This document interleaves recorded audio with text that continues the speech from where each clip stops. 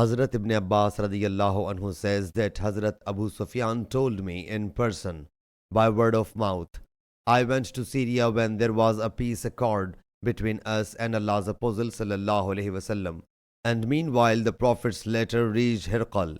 The reporter says that Hazrat Diya Kalabi brought that to the ruler of Basra, and the ruler of Basra conveyed it to Herakal. The reporter says Herakal said, "Is there anyone who belongs to the tribe of the person who has claimed prophethood?" The people replied, "Yes." Abu Sufyan narrates that he along with some people of the Quraysh was summoned, and they appeared in Herakal's court. He settled us in front of him and asked, "Who amongst you in terms of genealogy is the closest to the one who has claimed prophethood?" So Abu Sufyan said, "I am." So they seated me right before him and all my companions behind me. He then called his interpreter and said, "Tell these people that I want to ask him something about the person who has claimed the prophethood. So if he tells a lie, you should contradict him." Hazrat Abu Sufyan narrates by Allah Jalla Jalaluhu, "If I had not been afraid of being branded as a liar, I would definitely have told a lie." He then said to his interpreter, "Ask him about the Prophet's genealogy." Abu Sufyan said, "He belongs to a distinguished family amongst us." He again asked, "Has there been any king amongst his ancestors?" Hazrat Abu Sufyan replied in the negative. He again asked, "Have you ever found him telling a lie?" I replied, "No." He inquired, "Are his followers the chiefs or poor people?" Abu Sufyan replied, "But they are poor people." He again asked, "Are they increasing or decreasing in number?" I replied, "But they are multiplying." He asked, "Has anybody lapsed to his former religion being offended after embracing his religion?" I replied, "No." He asked, "Have you ever fought a war with him?" I replied, "Yes." He asked, "What was the result of the war with him?" I replied, "The war between us was just like a bucket. Sometimes they dominated and sometimes we did." He asked, "Has he ever reneged on his promise?" I replied, "No." Nowadays there is a peace treaty between us, but nobody knows what he will do this time. Abu Sufyan says, by Allah Jalla Jalaluhu, this was the only false statement which I could add.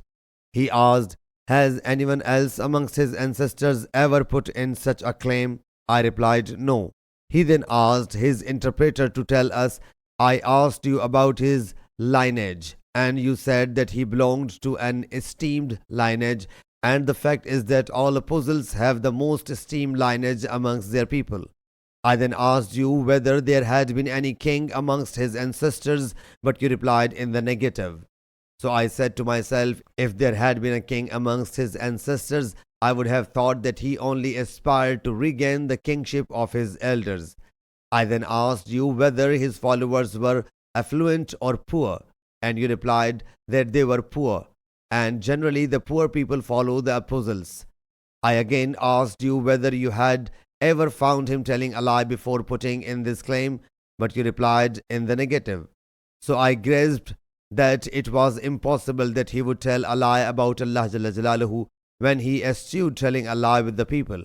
I then asked you whether anyone, after entering his religion due to his strictness, renounced his religion, but you replied in the negative. And verily, when faith penetrates hearts, it does not forsake them. I again asked you whether his companions were increasing or decreasing, and you said that they were multiplying. This is the feature of faith that always gets perfect. I then asked you about a fight with him, and you said that you had been fighting with him, and the fight between you remained like a bucket. Sometimes you held the sway, and sometimes they did. The apostles are trialed in this way, but at last they remained dominant. I then asked you whether he had ever begged out of his promise, and you replied that he never reneged on the promise. It is a fact. It does not befit apostles to renege on their promises.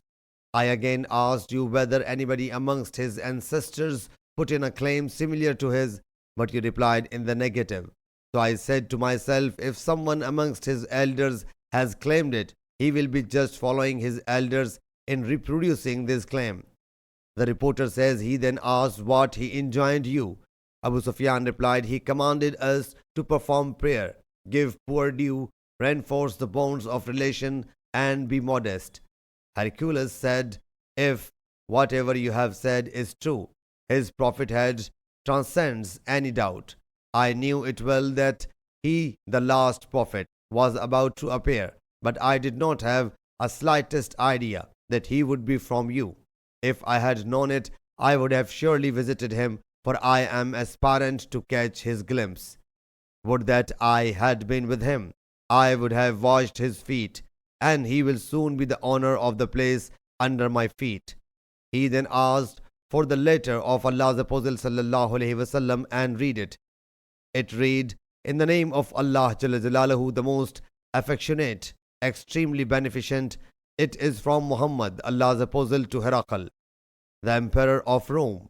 Salutation be upon him who follows the divine guidance. To proceed, I invite you to Islam.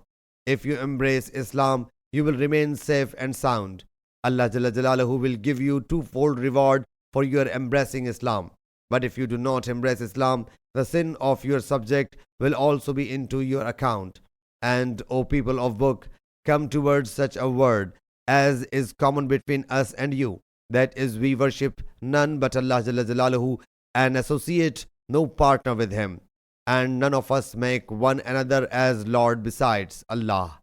Then, if they do not accept, then say, bear witness that we are Muslims. When Hercules finished reading this letter, a clamor raised near him, and there was a strange hue and cry all around. And we were ordained to go out.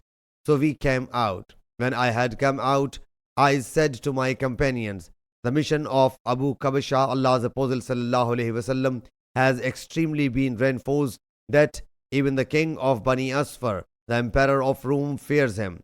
Since then, I had felt sure that the religion of Allah's Apostle sallallahu alaihi wasallam would soon become dominant until I myself entered the fold of Islam.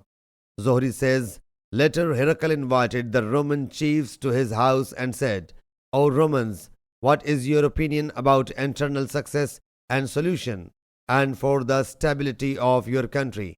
The reporter says, whereupon they rushed towards the gates like onagers, but they found them closed.